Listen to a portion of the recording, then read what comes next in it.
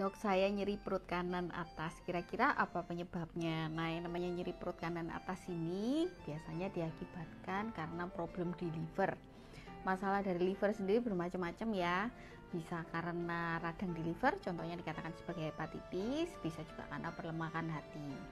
Nah, yang namanya perlemakan hati ini adalah kondisi di mana liver kita tuh tertutup lemak 5-10%-nya.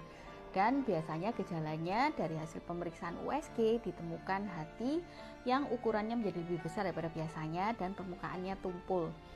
Kalau jangka panjang resikonya apa dok? Gitu. Nah, kalau jangka panjang biasanya bisa terjadi kondisi di mana liver itu menjadi mengecil atau dikatakan sebagai fibrosis walaupun jarang dan lebih banyak terjadi pada saat mereka mengkonsumsi alkohol.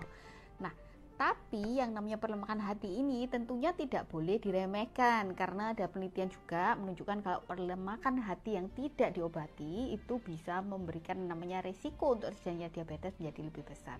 Karena kita harus melakukan terapi. Apa saja yang Anda bisa kerjakan? Yang pertama tentunya saya akan minta pasien untuk menurunkan berat badan. Kalau memang obesitas, turunkan paling tidak 10%-nya. Kemudian yang kedua harus berolahraga. Jadi olahraganya tuh harus rutin. Olahragalah 1 minggu 5 kali dengan durasi setengah jam. Yang kemudian yang ketiga adalah batasi segala macam makanan yang mengandung lemak. Tidak hanya makanan gorengan, santan, kemudian susu, tapi kita juga harus hati-hati makan maupun minum makanan yang terlalu manis. Karena kalau terlalu manis biasanya pada akhirnya juga akan ditumpuk menjadi lemak di dalam liver.